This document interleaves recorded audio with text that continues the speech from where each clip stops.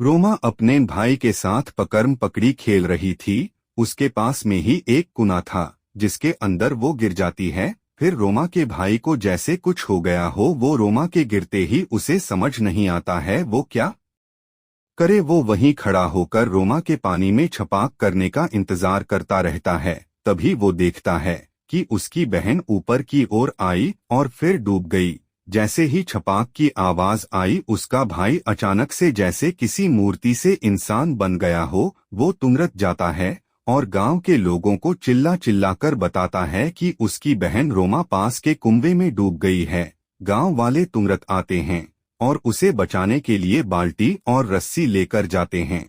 तब तक रोमा डूब गई थी। गांव वाले बोलते हैं यहाँ तो कोई नहीं है, लगता है वो डूब गई। कुआं बहुत ही काली और गहरी थी, एकदम डरावना। तभी रोमा की माँ आती है। जैसे ही वो सुनती है उसकी बच्ची कुएं में डूब गई है, वो रोते चिल्लाते कुएं में छलांग लगा देती है। गांव वाले सोचते रह जाते हैं। तब तक वो पानी के अंदर तक पहुंच चुकी होती है। बाहर सभी उन दोनों के पानी के ऊपर आने का इंतजार कर रहे होते हैं, लेकिन बहुत देर हो चुकी थी। वो दोनों ही अंदर से बाहर नहीं आते हैं। रोमा का भाई अपने माँ को इस तरह खोना नहीं चाहता था, वो भी छलांग लगा देता है कुआं में। गांव वाले सोचते रह जाते हैं। लोगों को लगता है कि अब ये तीनों ही मर गए। गांव के मुखिया जी को पता चलता है ये सब बात तो वो तुरंत आते हैं। वो पूरी कोशिश करवाते हैं, लेकिन उस कुआं में किसी की भी लाश नहीं मिलती है। पूरे गांव वाले हैरान हो जाते हैं। वो सभी आपस में बातचीत करने लगते हैं कि ये जादुई कुआं है क्या, कैसे खा गया। तीनों को किसी की लाश नहीं मिली, सभी वहां से भाग जाते हैं। लेकिन कुछ दिनों बाद से ही उस कुआं के पास कोई भी जाता तो उसकी मौत हो जाती थी। अब हर दिन शाम से रात के बीच किसी न किसी की जान चली जाती थी। अब तक 4 लोगों की जानें जा चुकी थी। फिर एक दिन गांव वाले सुबह सवेरे मुखिया जी को लेकर कुआं के पास जाते हैं। मुखिया जैसे ही कुआं के पास आता है कुआं की पानी सूख जाता है और मुखिया जैसे ही यह नजारा देखने के लिए कुआं के अंदर झांकता है वो उसी में गिर जाता है। देखते ही देखते कुआं मुखिया के खून से भरने लगता है।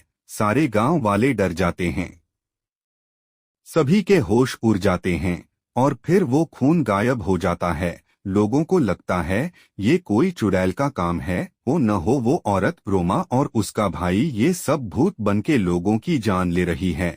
लेकिन तभी गांव के दूसरे सदस्य बोलता है हाँ हाँ भाई उसी का काम है, अब वो प्यासी चुड़ैल बन गई है। गांव वाले कहते हैं प्यासी चुड़ैल वो कैसे। तभी वो आदमी बोलता है देखा नहीं कैसे वो चुड़ैल कुआं का सारा पानी पी गया और तब भी प्यास नहीं बुझी तो मुखिया का खून पी गया। गांव वाले कहते हैं हाँ हाँ भाई ये सही कह रहा है, चलो इस जादुई कुआं से ये अब प्यासी चुड़ैल का अड्डा है, यहाँ कोई नहीं आएगा।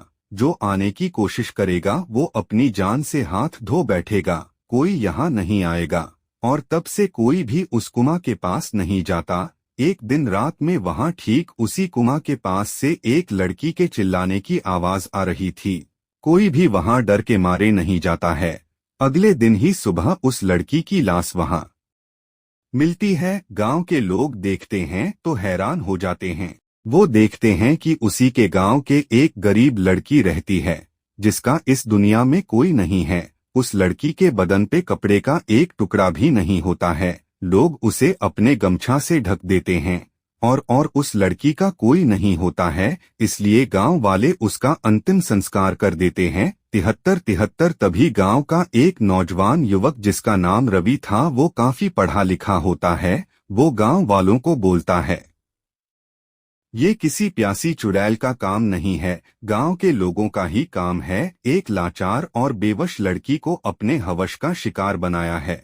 साफ साफ पता चल रहा था कि उस लड़की का रेप हुआ है। चाहे ये काम किसी का हो हम उसे नहीं छोड़ेंगे।